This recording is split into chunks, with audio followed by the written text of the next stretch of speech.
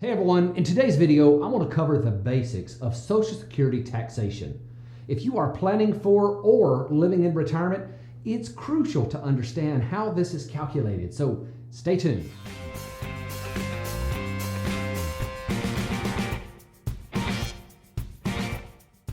Hey, before we jump into today's video, consider subscribing to my channel.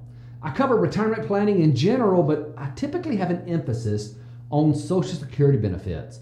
And I'm always open to topic suggestions from my subscribers, so you can put those in the comments below. In fact, this video is the result of a poll I posted in my community section asking my subscribers what they'd like to see next. They said they wanted to see about taxation, so here we are.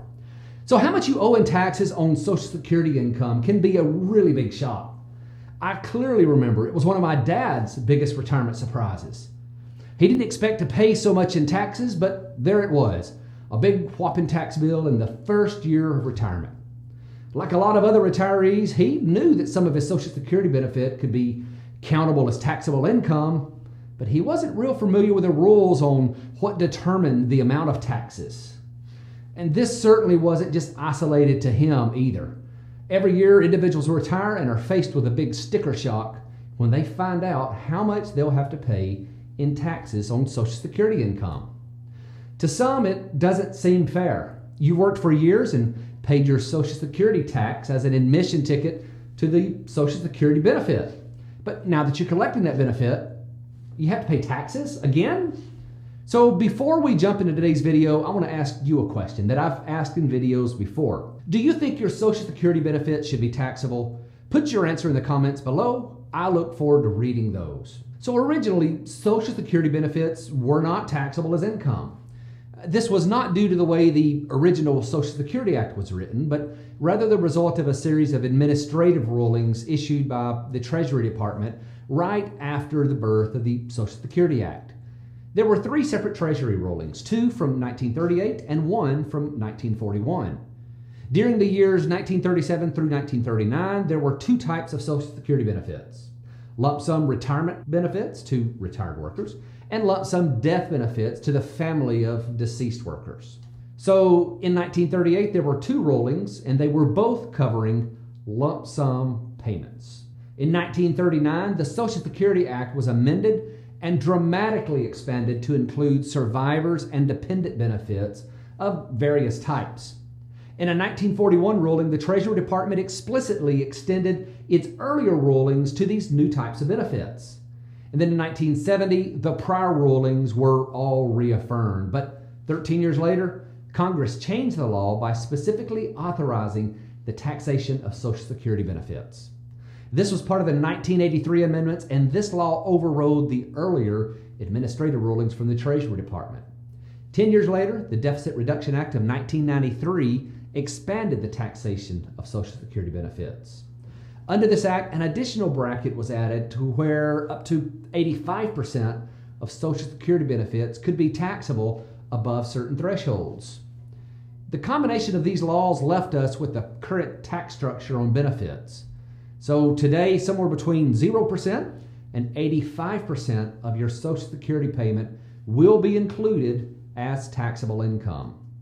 In order to determine how much of your Social Security benefits will be taxable, you first have to calculate provisional income, which is a measurement of income used specifically for the purpose of determining how much of your benefit is taxable.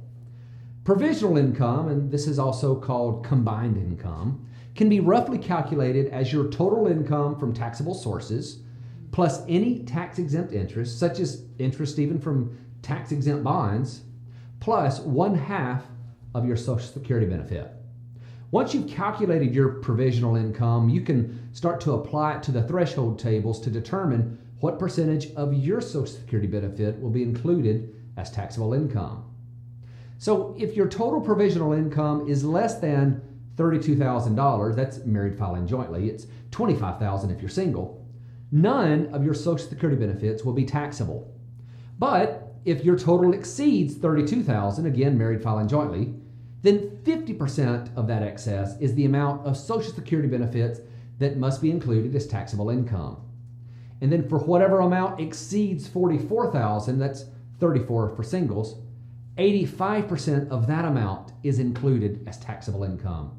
Now that's pretty confusing, I know, so let's look at an example. Let's take Tim and Donna. They've recently retired.